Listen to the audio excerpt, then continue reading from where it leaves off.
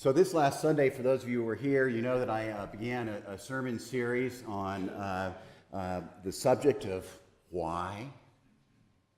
And as I mentioned, asking why is part of what it means to be a human. Asking why is what sets us apart from all other living beings. And I have no doubt, I'm very clear on this in my own life, that struggling with questions such as, why am I alive? Why am I here in this time and in this place?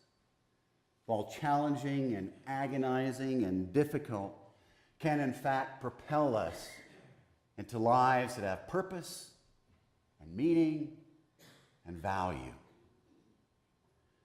It's key also to point out that whether or not we struggle with the question why, we're all dealing with why somewhere within our consciousness, and how we answer the question, why am I alive? Why am I here in this time and place?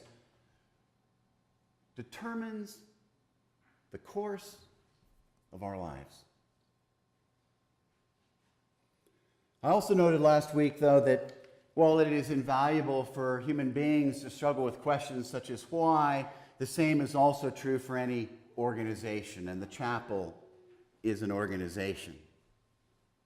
For us to be faithful to God as a chapel and to live out God's call as a chapel, we need to be crystal clear on why this chapel even exists to begin with. So as people, why do we exist? Why have we been given life? Why does the chapel exist? And what's intriguing, as I shared with you last week, is that the answers to these questions ultimately, in my opinion, are the same. You see, what Jesus had to say in the 22nd chapter of Matthew is the foundation to everything. You may remember the story, and for those of you who are not here, you may remember the story. It was the very last week of Jesus' life. Jesus is being challenged right and left, and this very savvy, smart lawyer comes to Jesus and gets into his face and says, Jesus, when you look at all of the Bible, when you look at all of history and creation and God and what everybody has said about it all, Jesus, tell me, what is the bottom line? And Jesus didn't mince words, did he? He said, love. Love God, love people, that's it. It is the whole deal. And isn't it tragic how when we as Christian people talk about love, it either becomes something that we have heard before, or our minds begin to want to add a very dangerous word to this teaching of Jesus. And that word is but. Love. But what about sin? Love. But what about righteous living? Love. But what about what it says in Leviticus, in Numbers, in the book of Revelation? Love. But is not Jesus' word, it is ours. So I believe if we take Jesus' words and apply them to the questions, why are we alive and why does the chapel exist? The person, the God I follow, Jesus, made it crystal clear. Love. Love is why we exist. Love is the why of Snowmass Chapel. Love is the why to it all. It is that simple, it is that clear, it is that hard. And you may remember, too, that I mentioned that the kind of love that Jesus is talking about is not mushy or sentimental at all, for it was love itself, love in the flesh, Jesus, that hung on the cross for us. You see, when the most religious, pious, upright, righteous people around, self-certain people, we're trying to put a permanent end to Jesus by crucifying him. It was ultimately not Jesus they couldn't deal with. It was love. Because love demanded that the powerful, that the righteous, that the religious give up control. Why Snowmass Chapel? Love is the vision, love is the mission, love is the goal, love is the objective. It's crystal clear. Well, this morning, to help us move deeper into what Jesus was getting at, when he responded to the lawyer, we need to look at some more nuanced ways of looking at love. Now, some of you know these nuanced ways of looking at love. Some of you do not. But wherever we are in our knowledge of these nuanced ways of looking at love, it is important that as people of faith, we remind ourselves continually when we say the word love that we ask ourselves, what kind of love are we talking about? In the Greek language, there are at least 4 major words for love that carry very different meanings. And the more we look at and understand and act or not act upon different kinds of love, the healthier, the more joyful, the more peaceful, the more purposeful, the more faithful our lives become. Love is not one-dimensional. And when we forget, in fact, that there are different nuances to love, we are likely to either experience or inflict heartache.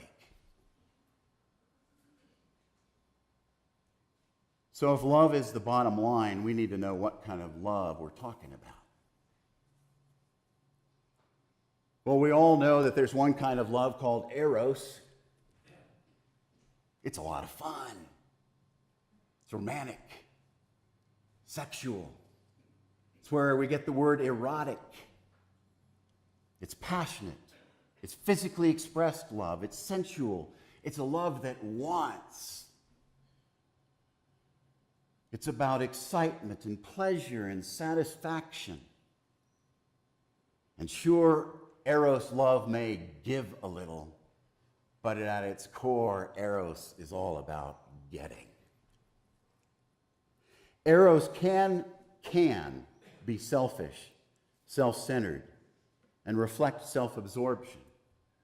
And Eros, when misunderstood or misused or misapplied, has destroyed millions of lives.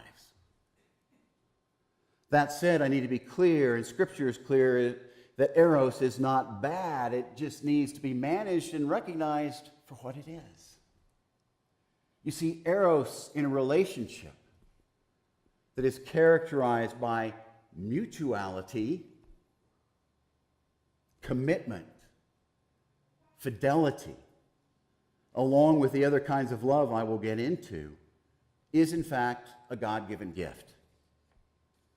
And although Eros can be a God-given gift, it waxes and wanes. This is why building a relationship on a foundation of Eros is very risky. You see, passionate love, we know, can be fickle, and its intensity by definition is neither constant nor stable. And every relationship whose foundation is based on Eros that I have known has been ephemeral. They don't last. Well, another kind of love that's represented or is spoken about in Scripture is represented by the Greek word storge. This is a love that binds communities and families together. It's the kind of love that comes from just knowing people or a person very well. It's an affectionate love that comes from familiarity. It's the kind of love that we experience by simply being in the presence of another or a group of people in which we feel simply comfortable. Storge is the feeling that being together is just enough.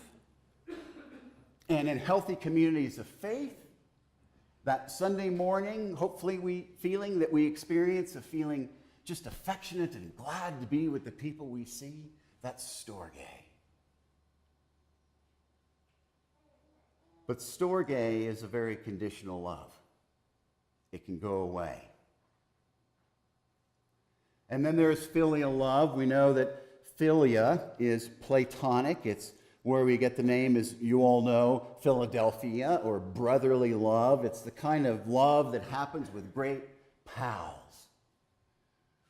I've been blessed to know some friends for as long as I've been alive. And when I see my friend Tom, who's 6'6" and enormous and big and a Texan at heart, we give each other a hug and we experience Philia. But Philia can be somewhat conditional because if a person in a relationship continues to act in a selfish, non-giving, non-sharing manner over the course of time in a sustained way, filial love can go away. And then finally, there is the penultimate kind of love, agape. It's pronounced in all kinds of different ways, but agape. It shows up all over the New Testament.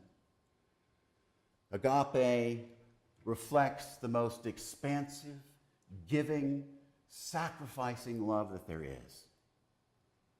Agape is the love that is present no matter what. It is a no ifs, no ands, no buts love.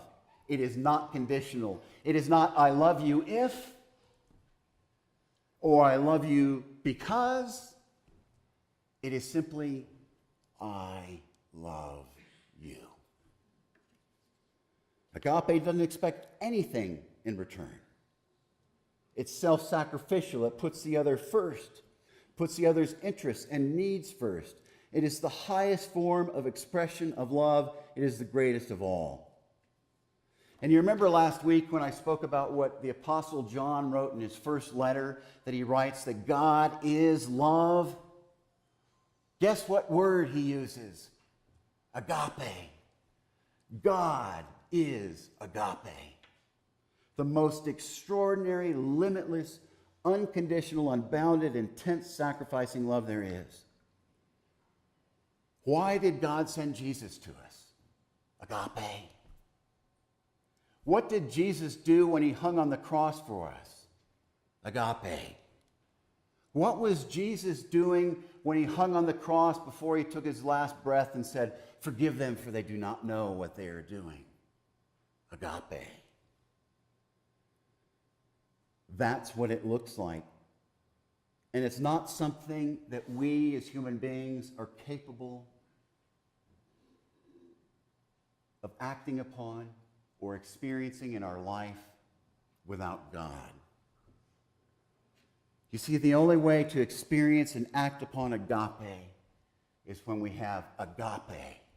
Remember, God is agape. The only way we can experience upon and act upon agape is when we have the agape love God within us. When we feel and we take action based on agape, it's because God is working through us. But it's so important to remember that agape is ultimately a verb. It's a love that does. Our reading today from Paul's first letter to the Corinthians. Been to a wedding lately?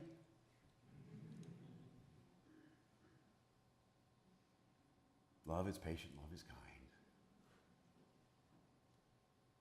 You know what's interesting about that reading and about the word love used there is, guess what word Paul is using when he uses the word agape?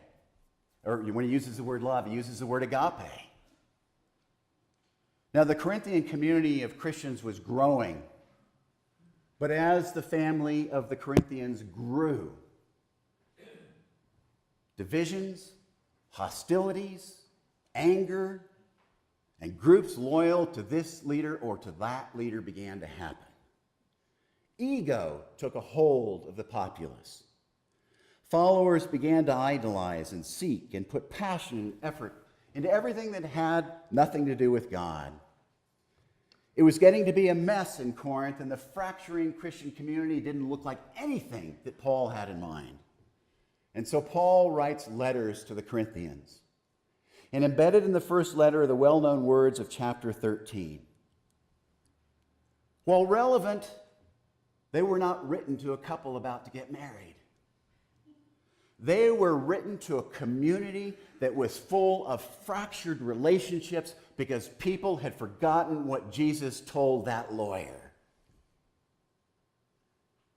They were a community that failed to embrace the truth that relationships are supposed to be about putting other people first.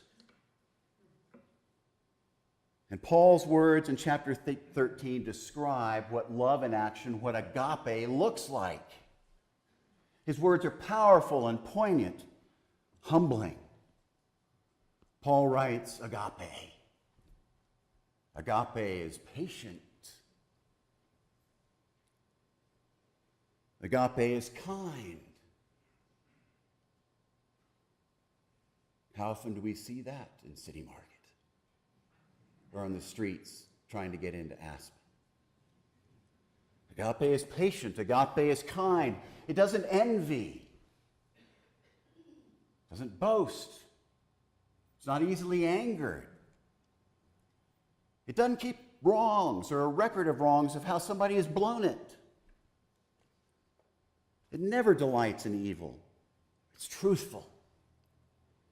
It trusts, hopes, perseveres. And what Paul was saying is, Corinthians, Christians, followers of Jesus, cut it out. Stop it.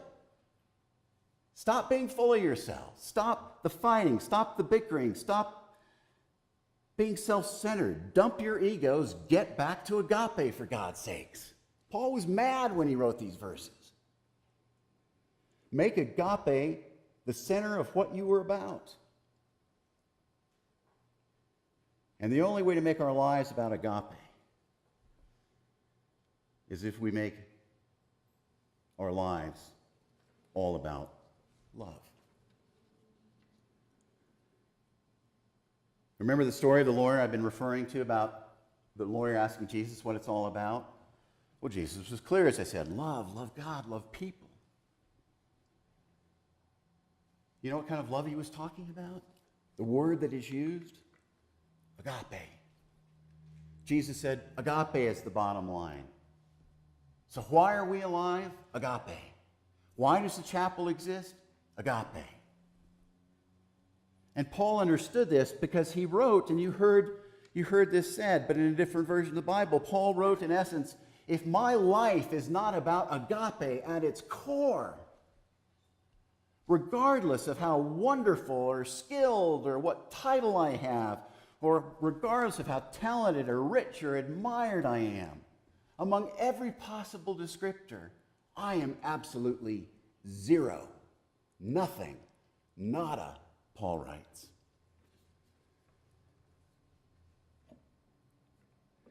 Well, I want to close with this morning. My source is once again Bishop Michael Curry, I referred to last week. And I heard him say to a large group of us the following, and I want to paraphrase what he said and add just a few things. But here's what he said. When talking about love, it's important to remember that the opposite of love is not hate. It's related, but the opposite of love is not hate. The opposite of love is self-centeredness. You see, when I am the center of my universe, that's the opposite of love. The other word of me being the center of my universe is sin. Sin is putting me in the center of my life instead of God. And remember, God is agape. God is love. So love is the antidote to sin. Remember, Jesus said, love God with all my heart, all my strength, all my soul, all. Love people the same way, all. On this, Jesus said, is what the entire Bible is about.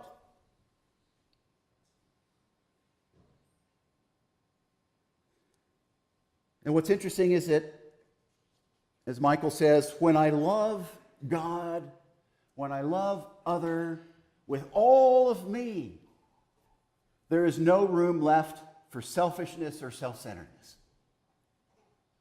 When my life is God and people directed, there's not much room left for sin.